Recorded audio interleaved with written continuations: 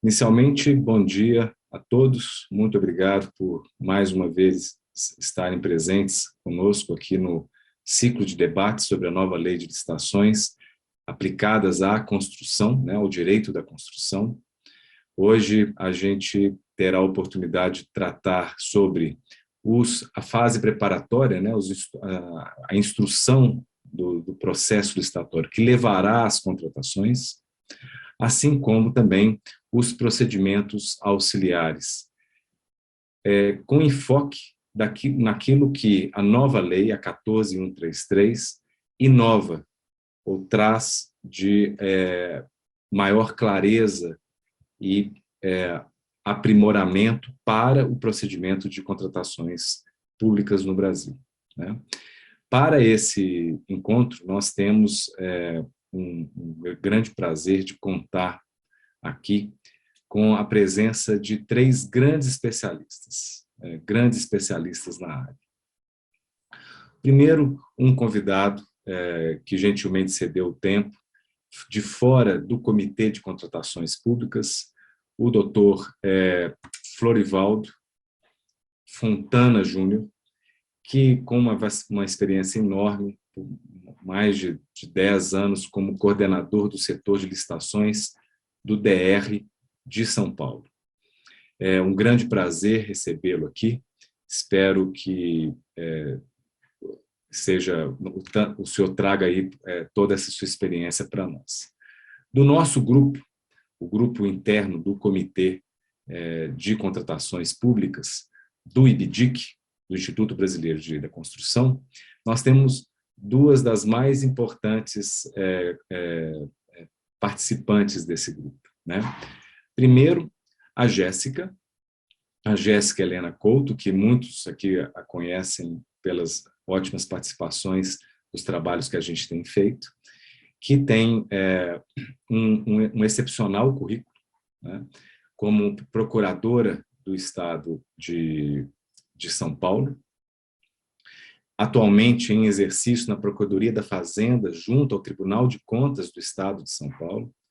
Ela foi secretária adjunta de governo e secretária dos negócios jurídicos no município de Ribeirão Preto. É graduada pela Universidade Mackenzie, especialista em Direito Processual Civil pela Universidade Mackenzie e Direito Administrativo pela Fundação Getúlio Vargas. Também tratando em Direito e Economia pela Escola Superior da Procuradoria-Geral do Estado de São Paulo. É um grande prazer contar com a sua presença, Jéssica, assim como nós tivemos também no nosso congresso, há 2 meses atrás. E a outra advogada extremamente competente, que contribui demais com o comitê, e tem uma experiência enorme nas grandes e complexas contratações de construção, em especial públicas, é a doutora Clara Sol, uma advogada gabaritada, com um trânsito enorme nos tribunais e nos grandes órgãos de contratações públicas, discutindo os principais aspectos dos desafios das obras brasileiras. Hoje, o modelo nosso de encontro vai ser um pouco diferente dos demais. Nós não faremos uma estrutura tão coloquial, como em estrutura de colóquios, como fizemos anteriormente. Hoje nós teremos inicialmente a apresentação da doutora Clara Sol, que tratará sobre a fase preparatória das contratações, com posterior comentário da doutora Jéssica e do doutor Fontana. Na sequência, nós passaremos a palavra à doutora Jéssica para tratar dos procedimentos auxiliares, também em uma exposição. Cada exposição deve gerar em torno de 10 minutos, mais 10 minutos dos comentários. Com isso, todos estão livres, após as exposições, cada um de vocês, Clara, Jéssica e Fontana, de tomar a palavra para complementar determinada percepção, e também convido os nossos participantes que estão assistindo agora ao vivo, que façam perguntas concomitantes no nosso chat. eu vou tentar exercer esse papel de buscar essas perguntas e direcioná-las na medida do tempo para os nossos participantes. Agradeço novamente a participação e passo a palavra para a doutora Clara. Oi, bom dia a todos. Alexandre, assim, lisonjeada com a apresentação. Muitíssimo obrigada. Agradeço aqui pela oportunidade. A gente está imerso nesse projeto juntos, né, do comitê, que está sendo super rico. Jéssica e Fontana, muito obrigada pela parceria nesse painel de hoje também. Enfim, vocês enriquecem as discussões, a gente já debateu antes alguns pontos, então, sempre muito bom. Obrigada por estarmos juntos aqui. Para essa exposição inicial, como eu vou tratar da fase interna, e a gente não tem muito tempo, a minha ideia é dar uma visão geral e depois alguns exemplos das ditas inovações, assim, dessa fase interna, como o Alexandre comentou, daquelas que estão mais afetas ao setor da construção, tá? E como visão geral, eu queria destacar dois aspectos que eu julgo são mais importantes, assim, em uma primeira leitura da lei. Né? O primeiro é que a gente que já lida com isso há algum tempo e tem, né, manuseia a Lei 8.666, de 93, que é a antiga, né? Antiga não, atual ainda, mas a antiga Lei de Licitações e Contratações e outros instrumentos, né, Lei do RDC, Lei do Pregão, a gente vai chegando à conclusão de que nessa estrutura da fase interna não tem tantas inovações propriamente ditas, sabe? Na verdade, o que a lei fez foi praticamente consolidar os entendimentos e normas que já vinham, de certa forma, sendo praticados num instrumento normativo só. Então, ela fez isso até de forma muito feliz, porque consolidou e pegou aquilo que estava sendo melhor aplicado nas licitações e contratações públicas. E o segundo aspecto que eu acho super interessante, e é muito recorrente também pelos estudiosos assim, da nova lei, é que, de fato, quando você faz uma primeira leitura da lei, você, principalmente desses dispositivos relacionados à fase interna da licitação, você vê que os dispositivos são muito detalhados, burocráticos e até analíticos, assim, ricos em detalhe mesmo, sabe? As regras estão postas aí para serem seguidas, e tanto que quando o gestor público opta por adotar exceção, ele tem que justificar por que ele está adotando a exceção de forma motivada nos autos do processo licitatório. Né? A gente vê claramente, com essa estruturação, a intenção do legislador de reduzir mesmo a margem de erro, sabe? De estabelecer um rito muito claro, muito cartesiano ali, muito previsível, minimizando, as chances de interpretações e de discricionariedade dos gestores públicos, né? Se, por um lado, isso traz um pouco de perda de liberdade dos gestores, né? O que dá é uma pena, porque, de certa forma, é o que a gente busca, né? Por outro, também, ainda mais nesses tempos atuais, gera um pouco de alívio, porque para o próprio gestor, ele vai saber o rito a seguir, quais são o passo a passo que ele tem que observar, e isso não deixa de entregar previsibilidade e segurança jurídica para todos os envolvidos no processo licitatório. Então, esse excesso de detalhes, de especificações, eu acho que ele veio nesse contexto, né, que permeia a nova lei como um todo, mas também tem esse benefício de dar previsibilidade e segurança jurídica nas licitações. E aí, passando aos exemplos, eu decidi, assim, filtrar, porque são muitos, né, a gente poderia passar o dia falando aqui, mas eu decidi filtrar 6, que são os mais relevantes, assim, para o setor da construção propriamente dito, né?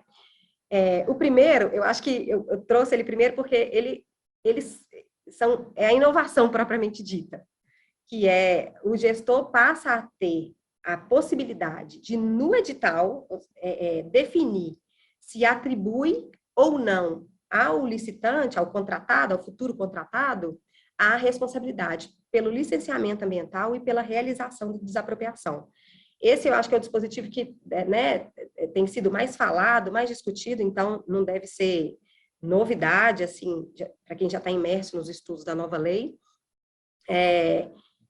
Assim, trazendo a reflexão aqui para a fase interna, eu penso que será um desafio, porque o gestor, durante o planejamento da licitação, vejam bem, ele vai ter que tomar a decisão de se aquele caso específico é um caso para atribuir ao licitante, né, ao contratado, né, essas duas responsabilidades, ou uma ou outra, tanto faz, ou não, ou mantê-la a cargo da administração mesmo. Então, eu acho que é um processo que o gestor vai ter que passar e ponderar ali o que seria melhor e mais eficiente para aquela contratação que ele está almejando, né?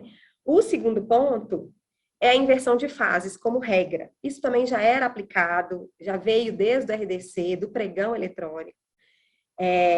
Então, agora, com a nova lei, passa a se consolidar como a regra nos processos licitatórios. É óbvio que ainda permanece havendo a possibilidade de seguir um rito tradicional, digamos assim, né?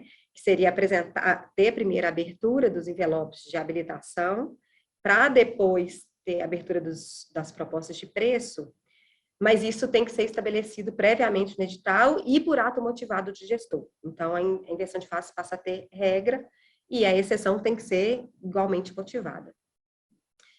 O terceiro aspecto que é interessante aqui é que também a lei trouxe um dispositivo que era muito frequente na lei do RDC, que é a possibilidade do sigilo do orçamento referencial da administração. Na verdade, assim, não é o sigilo completo, né? É só a publicidade diferida, que ela o orçamento passa a ser sigiloso durante a fase de concorrência e ele é revelado só depois de encerrado o procedimento licitatório. A regra das licitações, o princípio continua sendo o princípio da publicidade. Então, esse é a base. Mas eu acho que a incorporação desse sigilo do orçamento, ele veio para ficar e de forma muito tranquila e bem-sucedida, né? Porque teve casos em que isso, a experiência do RDC mostrou que isso é possível e que acirra a competitividade. Então, isso foi incorporado na nova lei também. O quarto ponto é muito interessante, porque você vê uma riqueza de detalhes muito grande na nova lei sobre ele, que é a obrigatoriedade de estudo técnico preliminar. Isso também não é novidade, já vinha sendo praticado, inclusive no âmbito da administração pública federal e para empreendimentos mais complexos. O estudo técnico preliminar, ele é importante, ele é mandatório, mas o fato dele ter vindo, assim, ter sido posto na nova lei dessa maneira, como obrigatório, eu acho que dá essa nivelada geral no que tocam os procedimentos licitatórios e contratações públicas. Acho que mostra um zelo do legislador, ou um anseio do legislador, melhor dizendo, por um maior planejamento, por maior rigor no rito ali a ser seguido na fase interna, e também demonstra a relevância desse estudo. E para vocês terem uma ideia, tem um ponto que é muito curioso, que no parágrafo 1º do artigo 18, chega a ter, assim, um detalhamento dos requisitos, né, do que deve compor o estudo técnico preliminar. São vários incisos ali, dizendo o que o estudo técnico preliminar precisa conter. Então, é quase como se fosse o legislador, assim, pegando pela mão, conduzindo mesmo o gestor na estruturação de um bom estudo preliminar. Eu acho que essa foi uma preocupação muito evidente, assim, que na leitura você identifica isso. O quinto ponto também é um aspecto que já vinha sendo aplicado para as contratações integradas e que era uma bandeira do TCU, inclusive o TCU se coloca como o gerador, né, dessa regra, dessa obrigatoriedade, que é da matriz de risco. A matriz de risco, então, passa a ser obrigatória para obras, para contratações integradas, semi-integradas e obras de grande vulto, que são aquelas até 200 milhões de reais. Então, o fato de isso estar estabelecido também mostra essa preocupação em ter ali bem delimitados as atribuições e responsabilidades de cada parte ali, até para nortear, obviamente, a formulação das propostas pelos listantes e a condução dos contratos, né, no curso de sua execução aí. E o sexto e último item exemplificativo, que eu decidi selecionar aqui, é um item muito curioso, que é a possibilidade de o gestor exigir a certificação por empresa independente, creditada pelo Inmetro, como condição para aprovação do material, né, dos documentos e do corpo técnico apresentados para fins de habilitação. Isso é realmente uma inovação também, junto com os outros, né, do licenciamento e da desapropriação lá em cima que eu mencionei, porque realmente não existia esse tipo de prerrogativa. E vejam que tem outras hipóteses ali, mas eu estou tratando aqui, né, da fase interna, então, para fins de habilitação, pode ser exigido isso. A lei não é clara em como que isso se daria, como que essa exigência viria. A gente imagina, obviamente, como todos os outros dispositivos aqui, que deve vir, né, no corpo do edital ali, bem estabelecidos, como hipótese para que o licitante, então, se organize, se planeje para que ele obtenha essa certificação na documentação aí, previamente à sua habilitação. Então, acho que é um tópico que vai merecer, certamente, né, vai ser objeto de regulamentação, mas que já existe e está posto. Então, também para a gente ficar atento, assim. Tem outros vários itens, né, a gente poderia passar o dia aqui falando das inovações, mas eu decidi selecionar esses 6 como os principais, e eu acho que eles representam bem, assim, a consolidação dessa cultura, né, que foi sendo praticada e foi dando certo, de certa maneira, nas licitações atualmente em curso, e que se consolida, né, coroada de vez na nova lei de licitações. Então, são esses os pontos, assim. A gente tem pouco tempo, então a gente acaba sendo mais sucinto, mas acho que é para a gente iniciar o debate e também, como é o objetivo do ciclo, né, para a gente instigar e pensar como que isso vai se dar na prática e quais as repercussões, os prós e contras aí para a gente discutir aqui no painel de hoje. E é isso.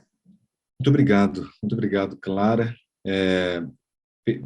Dá para perceber, Fontana e Jéssica, né, que vocês que são egressos do setor público e que lidam com essas atividades próprias dessa fase interna, para fins das contratações, que a nova lei, pelo menos aparentemente, ela não traz inovações nas práticas de grande parte dos principais órgãos da administração pública brasileira, aqueles grandes órgãos contratantes que vieram aprimorando suas atividades ao longo do tempo.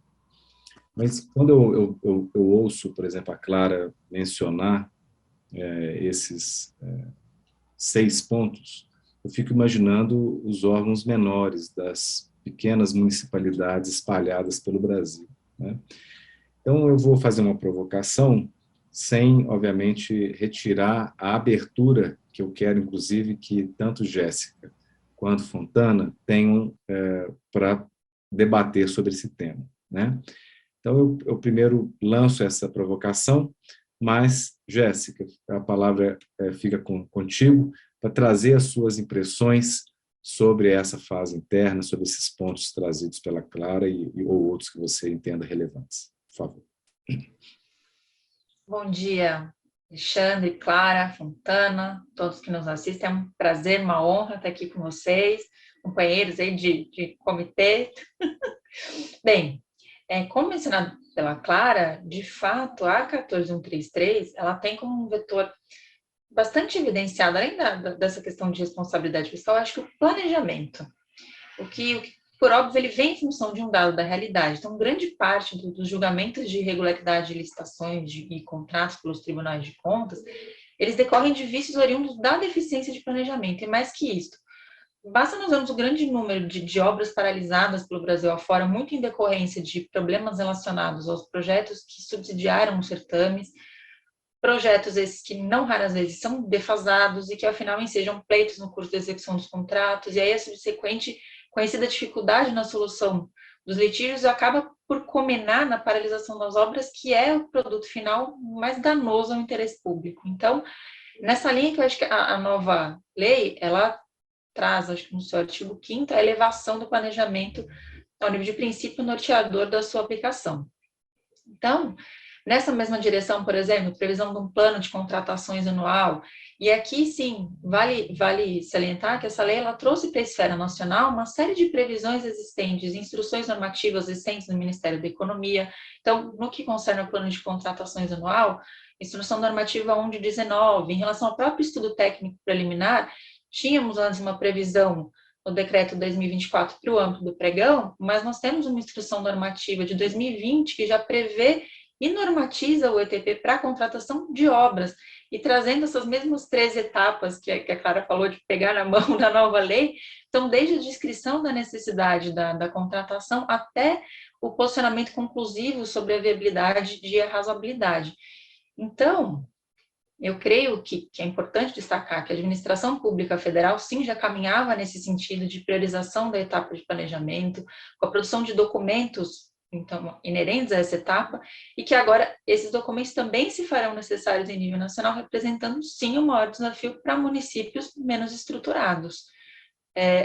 Ainda sob a mesma percepção de sanear deficiências verificadas no curso da vigência do 8666, a nova lei também estabelece uma maior profissionalização no âmbito interno no que concerne aos agentes públicos, esses agentes que vão atuar no ciclo inteiro das contratações, em linha, sim, com reiterados apontamentos do TCU. Então, a gente tem aí um acórdão de 2022, de 15, tem que estar na cola para não errar os números.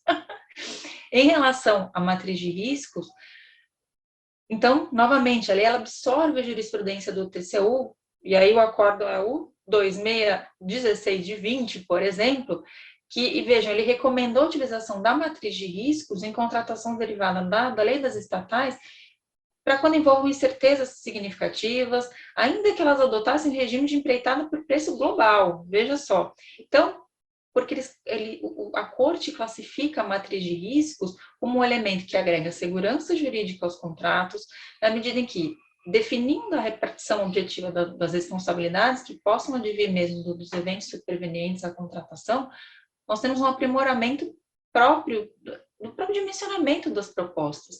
Então, para a inversão de fases, eu acho que o Fontana vai ter uma grande experiência para contribuir, para compartilhar com a gente, considerando que em São Paulo nós já adotamos essa inversão de fase mesmo para concorrência há muitos anos, por conta de legislação estadual específica. Quanto à possibilidade de diferimento da publicidade do orçamento, obviamente sem prejuízo do detalhamento dos quantitativos, das demais informações que são necessárias para a elaboração das propostas. Então, quanto no que tange as obras, também tem uma certa dificuldade operacional, aí o Fontana também pode dizer, em relação às suas aspas, esse sigilo, porque a utilização de sistemas referenciais, de TPUs diversas para o Brasil, você consegue, enfim, o sigilo não é tão sigilo, né? Mas, enfim, essa previsão ela vem introduzida na legislação nacional pelo RDC, depois pela lei das estatais, mas aí com um caráter mais amplo, porque nelas é adotada como padrão. Enfim, mas acho que eu vou deixar a palavra para o Fontana, e até porque, assim, quem sabe eu ganho um crédito para o final, porque com 5 procedimentos auxiliares para um curto espaço de tempo, precisa ter um crédito mais para frente. Ok. Bom dia a todos aí.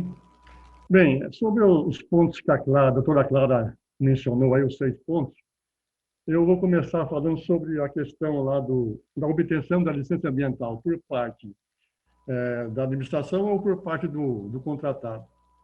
Eu diria para vocês, pela experiência, eu vou falar sobre a experiência passada nossa, né? Como é que funcionava isso aí? Nós soltávamos a licitação e, paralelamente, íamos nos órgãos, né, de sistema aí de controle de ambiental e pedíamos, né, a licença de instalação, licença de funcionamento e tal. Fazíamos o pedido. O que ocorria normalmente? Ao final, nós tínhamos a licitação pronta, formatada, já contratada, impedida de dar a ordem de início de serviço porque nós não tínhamos resolvido ainda a parte ambiental. Então, nesse sentido aí, eu acho o seguinte, para nós até, por ter Estado, a gente até tinha um acesso fácil, né, Estado para Estado, a Secretaria nossa, junto com a Secretaria do Meio Ambiente, a logística junto com o Meio Ambiente, conseguia fazer gestão no sentido de, não digo antecipar, pelo menos ganhar prazo disso aí. Então, nesse sentido, eu vou dar preferência, assim, na minha experiência, a que o órgão estadual continue com esse encargo de conseguir essa licença pelo fato de haver uma facilidade de acesso lá na secretaria. Com relação a você colocar isso para o futuro contratado, até eu li alguma coisa no dispositivo da lei aí que haveria priorização no caso do CISNAMA, desses órgãos aí, para que as empresas também tivessem uma preferência, quer dizer, tivesse uma preferência em relação, eu entendo, aos demais, porque era uma obra de grande vulto, uma obra logicamente, interessante para o Estado, né? Então, nessa linha de raciocínio aí, como a doutora Clara falou, entre o Estado e entre o contratado, a minha experiência dá como priorizar o Estado, a administração assumir esse compromisso de obter o licenciamento ambiental. Com relação lá ao artigo 17, que é a inversão de fases, ela não é uma novidade, né, para a gente lá, porque desde 2007, quando eu comecei a atuar na coordenação dos contratos lá no departamento, o Banco Mundial, o BID, ou o BIRD, o Banco Interamericano, eles já traziam nos seus editais, né, a questão da inversão de fases. O BIRD segue a mesma linha, só que lá era diferente. Vinha tanto a habilitação quanto as propostas vinham no único invólucro. O envelope 1 era proposta, o 2 era habilitação, mas só que era tudo aberto ao mesmo tempo. E no final, nós julgávamos, já dava o resultado de quem dentro da proposta de menor preço, a empresa que apresentou a documentação que atendia ao audital. Aí depois, eu só fiz esse preâmbulo aí porque é o seguinte, aí depois nós, em 2008, com a Lei 13.121 do governador Serra, né, passamos então a apropriar nos nossos editais uma combinação entre a Lei 8.666 com a 13.121. De modo que a gente também fez em 2 envelopes, as empresas apresentavam o preço e a documentação em outro envelope. Abrimos o envelope número 1 e guardávamos a proposta número 2. Analisamos todos os preços da 1, classificava do primeiro até o 18º, quanto tivesse. Mas a lei estabelecia o seguinte, que até para facilitar, né, o trabalho da comissão, de que somente os 3 melhores classificados, logicamente, que atendessem ao edital. Então, podia chamar o primeiro, o segundo, e o sexto, o sétimo, o 8º. Eu tinha que formatar, assim, três licitantes qualificados para tocarem o processo. Agora, na lei 14.133, não tenho experiência no assunto ainda, mas eu verifiquei que a proposição seria analisar a proposta da melhor classificada. Ou seja, quer dizer, dá a impressão que nós vamos analisar somente uma. Eu, particularmente, não é que eu não aprovo, mas pela experiência, somente uma, a gente fica muito à mercê de uma possibilidade de acontecer alguma coisa pelo meio do caminho e você não conseguir fechar o processo. Então, eu sou favorável que as 3 primeiras melhores propostas sejam analisadas para que o administrador tenha, né, condição de, numa eventualidade do primeiro não passar, o segundo ou o terceiro passar. Entendeu? Então, eu diria o seguinte, a inversão de fases foi excelente para a gente, ganhamos muito, porque na Lei 8.666, você analisar 12, 15 habilitação, aquele monte de recurso, o pessoal tentando tirar os licitantes da frente, aí você vai para o preço, entra também o preço, também é recurso na fase de habilitação, é recurso na fase de preço, isso atrasava muito o processo. Com o advento da 13121, isso facilitou muito, porque aí nós não despendimos tempo numa proposta 15ª classificada, 16ª classificada. Então, a gente percebe aí que o ganho de prazo é muito significativo, entendeu? Bom, falando sobre a questão aí agora, um terceiro assunto, sobre orçamento sigiloso, nós não aplicamos nenhuma vez o orçamento sigiloso lá, pelo menos nas obras rodoviárias, em função de que a TPU, nós publicávamos a tabela de preço unitário, ela estava no site, ela trimestralmente era atualizada, e no caso aí, então, a TPU era conhecida. Quando você soltava uma planilha sem preço, o pessoal já usava a TPU, jogava para dentro da planilha e conseguia já montar os preços. Então, nesse sentido, não havia muito razão para você fazer uma licitação de orçamento sigiloso, porque, na verdade, ele já é conhecido. Bem, Inclusive, Fontana, é o que tenderá a acontecer, né, nas contratações também federais, né? E se me permitir, só uma provocação que eu vou, logo na sequência, farei para a Jéssica, para ela poder cumprir, né, Jéssica, o tempo, mas para que você, Fontana, traga também na próxima vez para a gente, né, de reflexão. As normas da 14133 são normas gerais, né?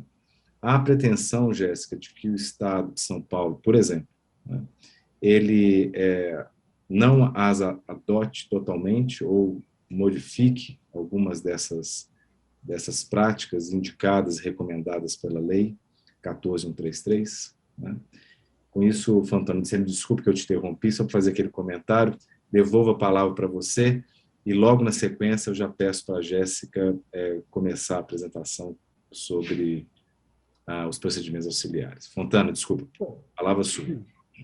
Com relação aí depois ao quarto, quinto e sexto tópicos que a doutora Cláudia colocou, esse estudo técnico preliminar aí, eu era uma área meio, nós não fazíamos, isso dependia da área técnica fazer. Então, eu não vou, inclusive com relação também à matriz de risco para obras de grande vulto, acima de 200 milhões também, isso tudo vinha já, de uma certa forma, já pronto para a gente, entendeu? Então, a gente cuidava de colocar isso dentro do edital e fazer a publicação e seguir o rito depois para fechar o processo, entendeu? Quanto à certificação de Inmetro, é uma novidade aí também.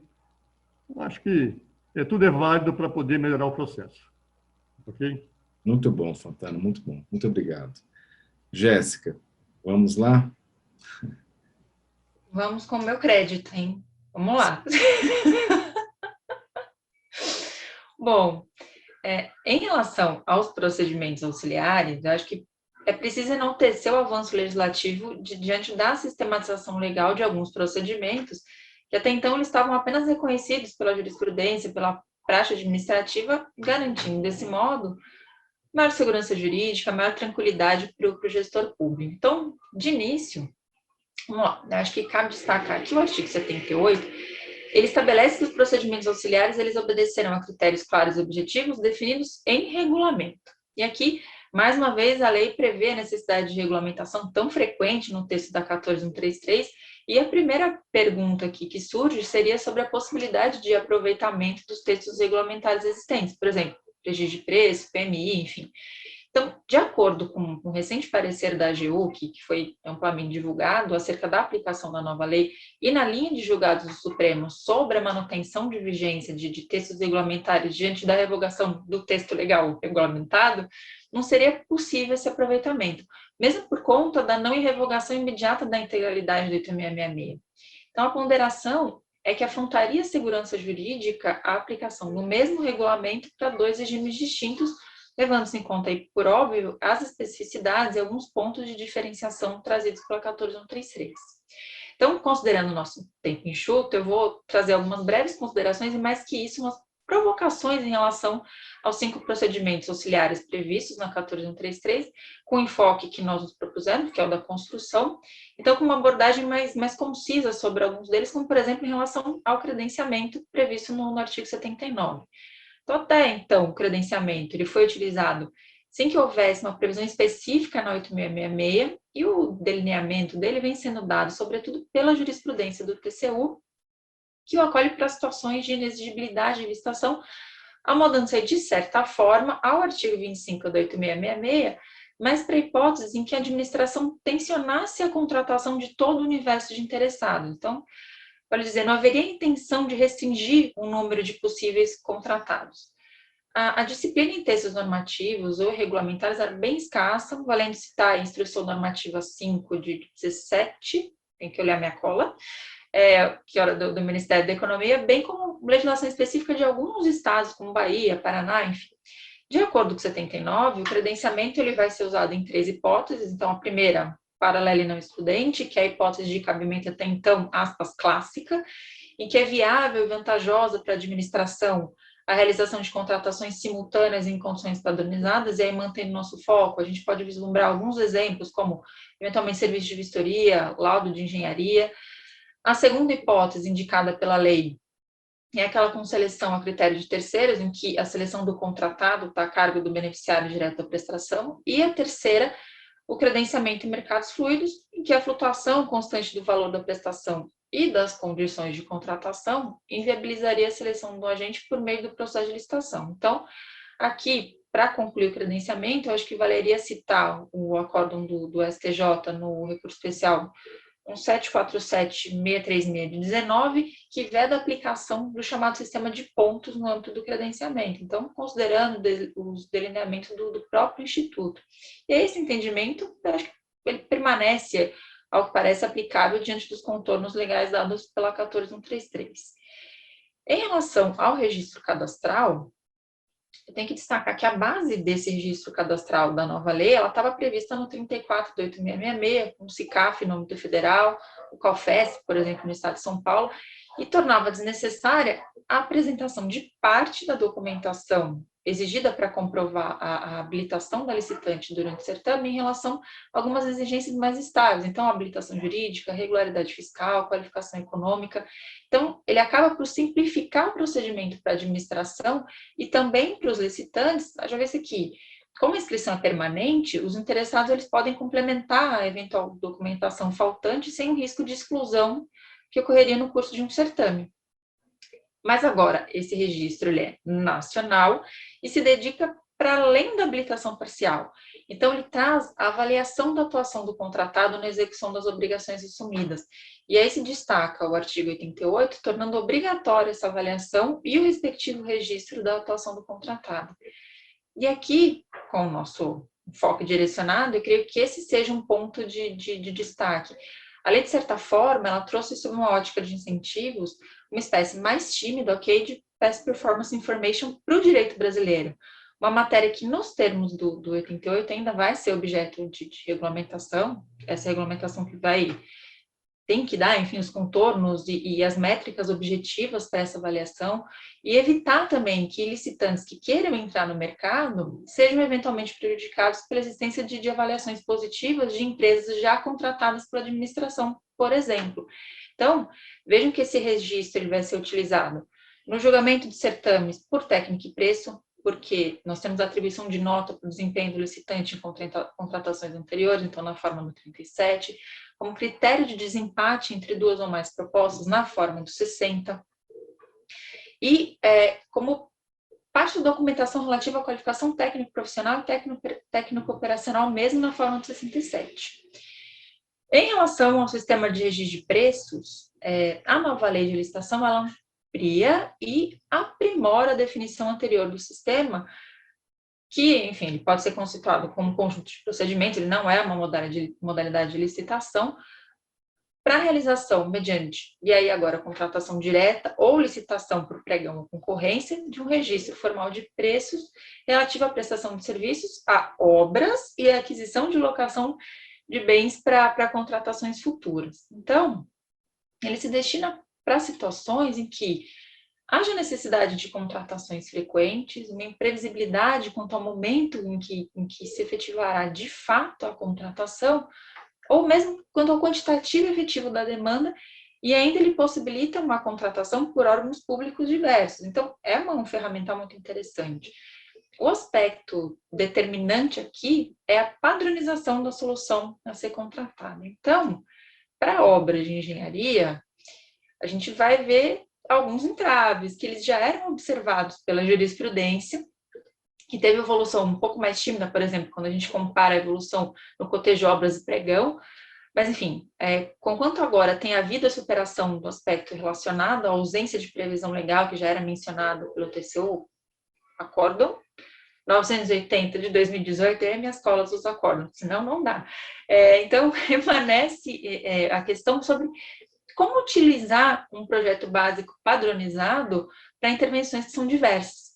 E aí, até os dias atuais, a jurisprudência do TCU ela é predominante no sentido de que o sistema de registro de preços ele não seria aplicável à contratação de obras, enfim, veremos, porque nessa situação não haveria uma demanda de itens isolados, porque os serviços em si considerados, enfim, eles não podem ser dissociados uns dos outros.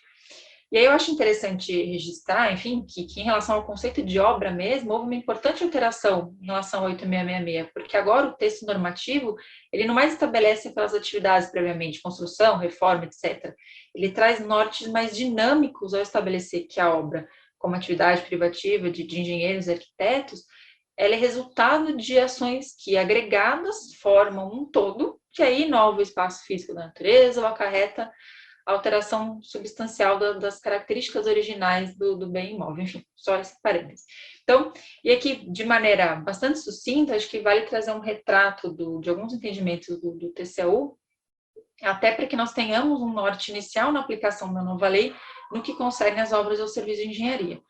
Então, no Acórdão 2600 de 13, o TCU, analisando a utilização do registro do sistema de registro de preços para licitar a construção de creches padronizadas, ele entendeu que, no caso concreto, a demonstração da viabilidade de estabelecer uma padronização da contratação, bem como algumas cautelas que foram adotadas pela origem naquela situação, em relação aos subsistemas construtivos que poderiam ensejar uma alta variabilidade quantitativa, enfim, eles serviriam de base para afastar, na época, isso que era questionado, uma anulação da licitação por ausência de previsão legal.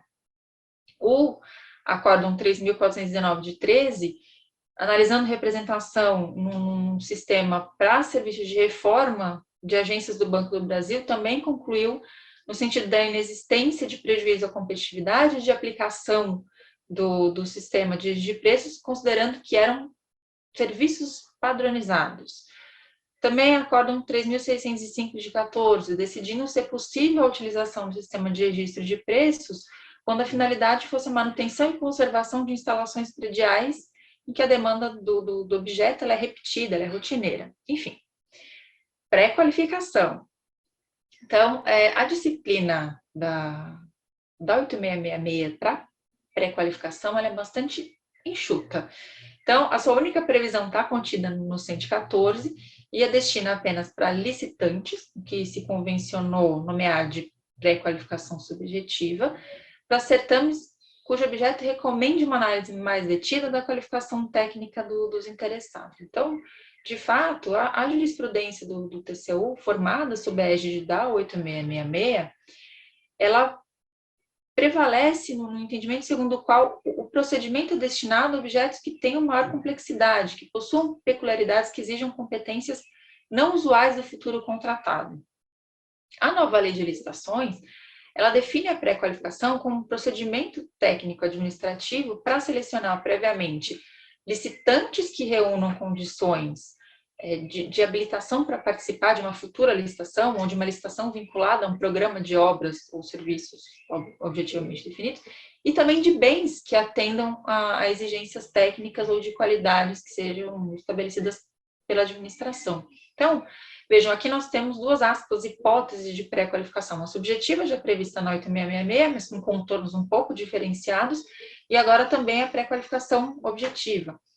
Então, seja subjetivo ou objetivo, enfim, a lei determina que o procedimento ele vai ficar permanentemente aberto para inscrição de interessados, que os licitantes e os bens pré-qualificados, eles são obrigatoriamente divulgados e mantidos à disposição do público, que a pré-qualificação ela pode ser realizada em grupos ou segmentos, segundo as especialidades dos fornecedores, e que a pré-qualificação pode ser parcial ou total, com alguns ou todos os requisitos técnicos ou de habilitação necessários à contratação. Então, diferentemente do texto extremamente enxuto e, portanto, lacunoso do 8666, a nova lei determina que a licitação que se seguir ao procedimento de pré-qualificação, ela poderá ser restrita a licitantes ou bens pré-qualificados, assim como previa a lei da RDC. De fato, era apontada como uma grande desvantagem do 8666 essa falta de clareza, no mínimo, quanto à possibilidade de limitação de participação aos pré-qualificados. Então, ficava a dúvida. Por que o gestor ele ia se utilizar da pré-qualificação se, ao final, outros licitantes pudessem entrar? Então, teria uma questão de otimização de tempo relevante nesse contexto.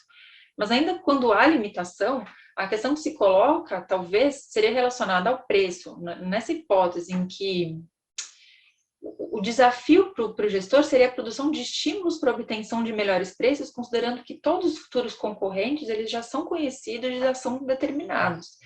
Então, outra alteração a ser destacada em relação à pré-qualificação é que a disciplina da 8666 ela destinava o Instituto a um procedimento licitatório, então um proceder que já é alterado também na lei do RDC, no bojo do qual já se falava em pré-qualificação de natureza permanente na linha do artigo 80 da 14133.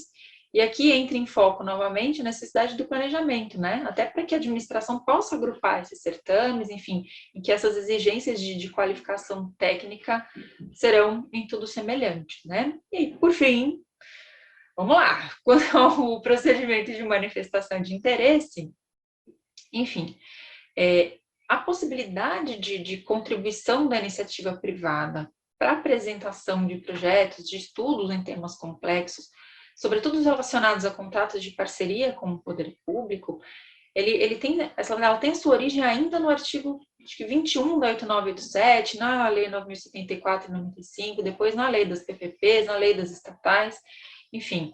No âmbito federal, a matéria é regulamentada pelo decreto 8428 de 15, com posteriores alterações, enfim, mas até então o viés desse instrumento ele era mais voltado para parcerias de longo prazo, e aí a gente entende concessões e PPPs. Agora, ele vem previsto na legislação nacional e com amplo âmbito de aplicação, que é o âmbito da nova lei de licitações. Então, em uma primeira interpretação, que a gente poderia ter lendo a lei não prevê a chamada manifestação de interesse privado, ou seja, a nova lei, ela traz um procedimento auxiliar de iniciativa do poder público, segundo a dicção do artigo 81. Mas aí vem a pergunta, né? Haveria algum óbice que o privado propusesse a abertura do PMI nos termos previstos pelo artigo 3º do decreto federal? Em princípio, parece que não, mas também é mais um tema que vai ser abordado mais uma regulamentação, enfim, na regulamentação desse procedimento. O cerne da lei aqui, da 14133, ele está voltado mais à transparência, à imparcialidade no âmbito desse procedimento, considerando a maior interface com o privado, né? Enfim. Também digno de nota que o artigo 81, ele traz a possibilidade do autor desses estudos de participar da futura licitação, em linha com o que previa o decreto já ao estabelecer que o autor dos projetos não teria direito de preferência no processo licitatório vindouro. E aí ele altera completamente a lógica do artigo 9º da 8666.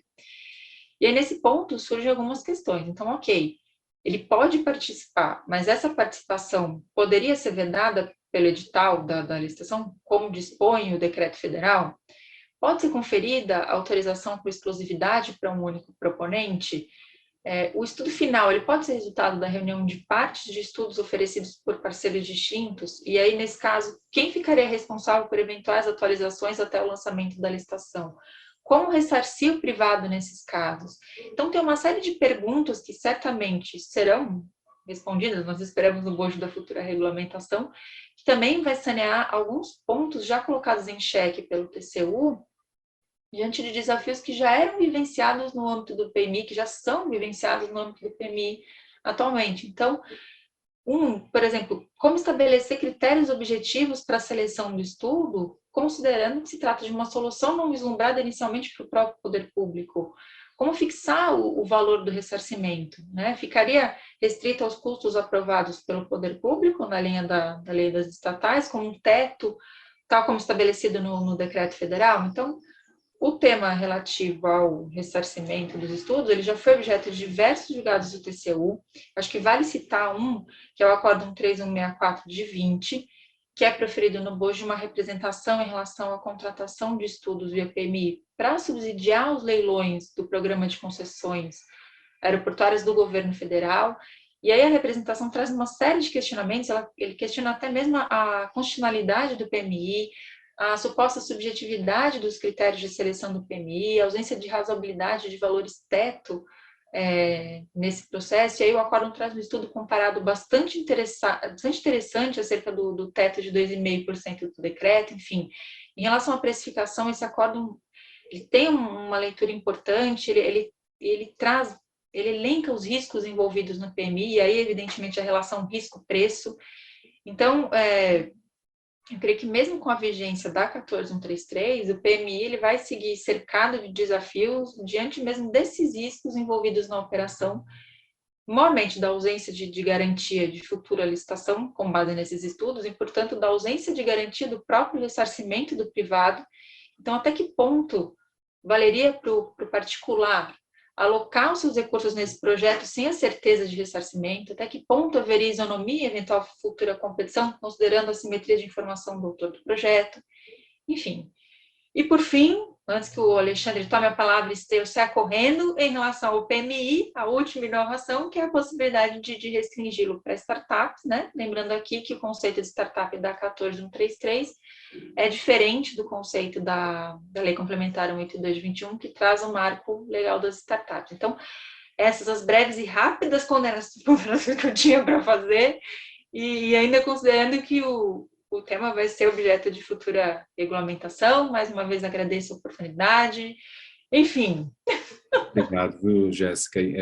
Foi excepcional porque você fechou, né, a parte principal do nosso encontro, que não acabou ainda, porque o Fontana e a Clara vão debater rapidamente conosco. Mas você fechou com um dos temas, fazendo inúmeras perguntas, de um dos temas do nosso próximo webinar, né, que vai ser sobre o diálogo competitivo e o PMI nas contratações de obras públicas.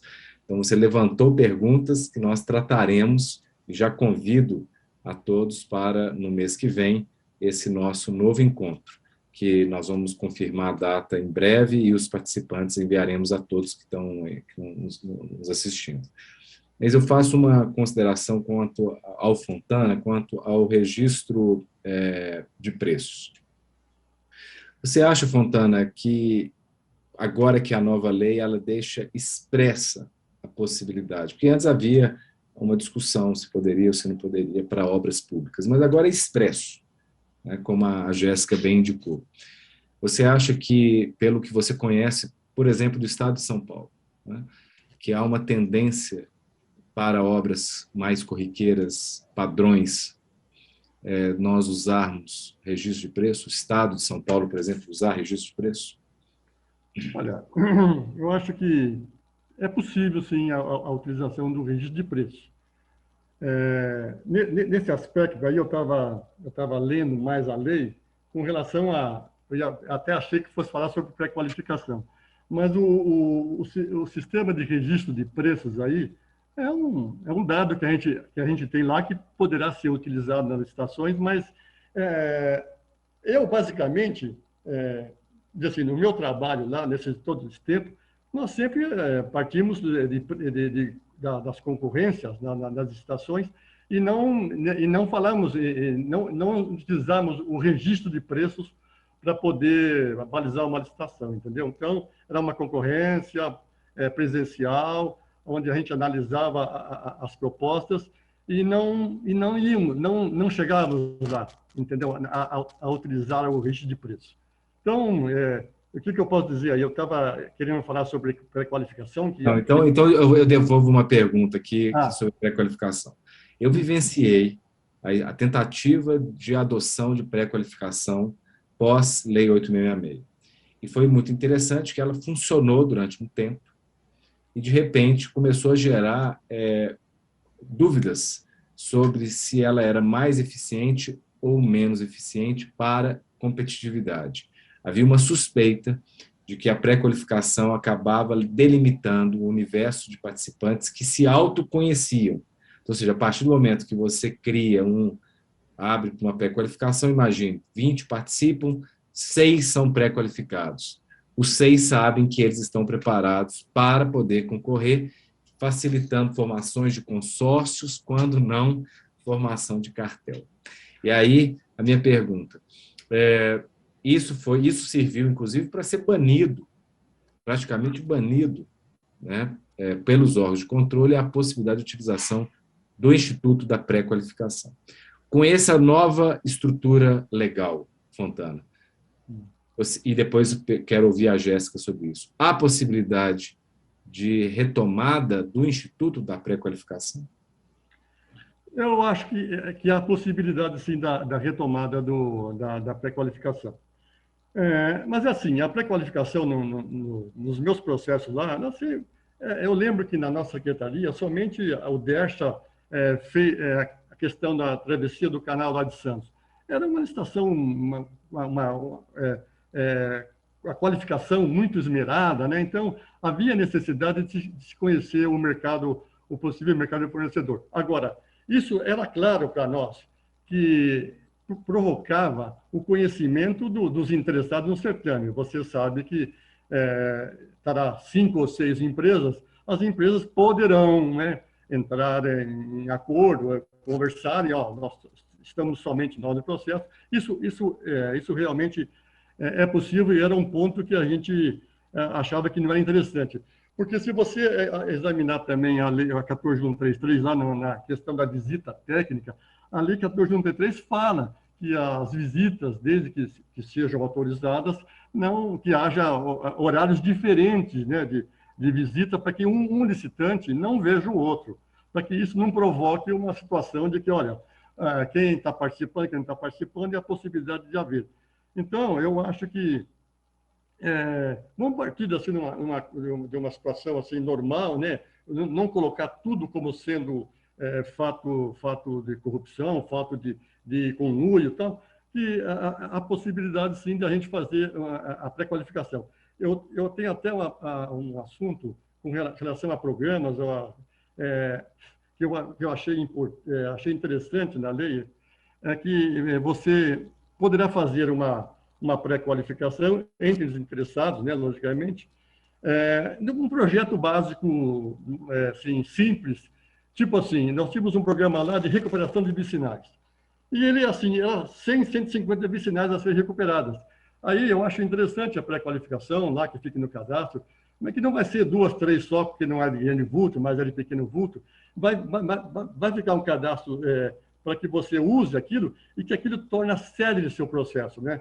Porque se você soltar alguma coisa no sentido de que diz o artigo 114 da lei muito mais esmerada, você vai ter não. É sempre assim, é sempre no campo assim, poderá utilizar.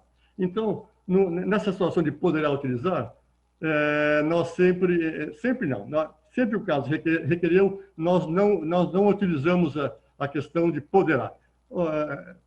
Se poderá trouxesse alguma complicação, a gente não utilizava. Isso é o dia a dia nosso, tá? Que eu estou contando para vocês aqui. Então, se gerasse alguma dúvida, alguma coisa, a gente não utilizava. Ia mais para a concorrência pública mesmo, que essa aí ela começa e termina quando você faz uma pré-qualificação, você dissocia a fase de habilitação da concorrência, você faz a leitura, restringe não, você passa uma regra no mercado daqueles prováveis fornecedores, né, que estarão aptos depois da participar da licitação. Não impedindo aí de ter alguma judicialização, porque vem alguém depois e quer participar, né? Mas isso na 114, que a gente entendia que era por uma única licitação. Como na RDC da 14133, ele é aberto, permanentemente aberto aos interessados, eu vejo que ele vai ter 10 dias para se qualificar, para entrar, e não vejo problema. Isso para obras de pequeno, não vou dizer de pequeno vulto, mas para obras cujos projetos sejam de fácil entendimento de mercado e que, já que o mercado em si, de consultora, não gosta do pregão, tá? Normalmente é a licitação em si que o pessoal entende que tem que ser feito. Que o pregão, uma coisa de lança, uma coisa tal, que aquilo eles acho que deturpam a valoração do processo. E seria mais para bens, né, do que para obras em si, entendeu? Então, esse é o meu entendimento aí, tá? Com relação à pré-qualificação. Muito obrigado. Alexandre, não. Desculpa só interromper, eu sei que nós estamos com o tempo estourado, mas essa última fala do Fontana me remeteu a um comentário aqui que eu estou reverberando aqui, que foi o seu comentário sobre os pequenos municípios, né? Nós temos que lembrar que a lei, ela obviamente é uma lei federal, mas ela aplica para todos os entes da federação aí.